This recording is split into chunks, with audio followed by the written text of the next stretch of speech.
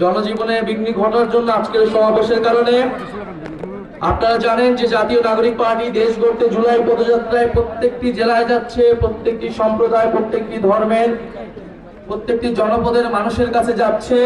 এবং আমরা মনে করি একটি অন্তর্ভুক্তিমূলক গণতান্ত্রিক বাংলাদেশী আমাদের প্রত্যাশা, যেই বাংলাদেশের সকল ধর্ম, সকল জনগোষ্ঠী, সকল সম্প্রদায় আমরা একসাথে মর্যাদা নিয়ে সহ নাগরিক হিসেবে বসবাস করতে পারবো, সেই রকম একটি রাষ্ট্র আমরা চাই, সেরকম একটি বাংলাদেশ আমরা চাই।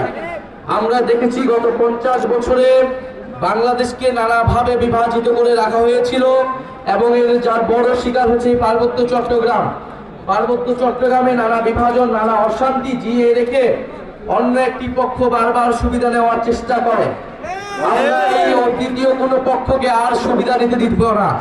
আমাদের মধ্যে যদি নিজের কোনো সমস্যা থাকে, সম্প্রদায়গুলোর মধ্যে আমাদের সমস্যা থাকলে আমরা নিজেরা এটার সুরাহা করব, আমরা নিজেরা বসে এটার সমাধান করব, কিন্তু অন্য কোনো পক্ষকে এটার সুযোগ আমরা নিতে দিব না। এটা আপনারা আমরা সকলে মিলে আমাদেরকে ঐক্যবদ্ধ হতে হবে।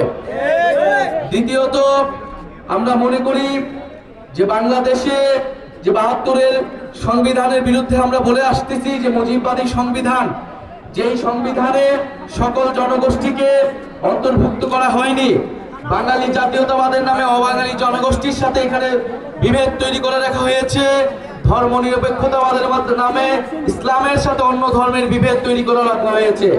আমরা সকল বিভেদের উঠতে গিয়ে সকল জনগোষ্ঠীকে মর্যাদা দিয়ে একটি সংবিধান তৈরি করতে চাই। আপনাদের রাঙামাটির নেতা এম লারমা সে 72-এর সংবিধানের বিরোধিতা করেছিলেন।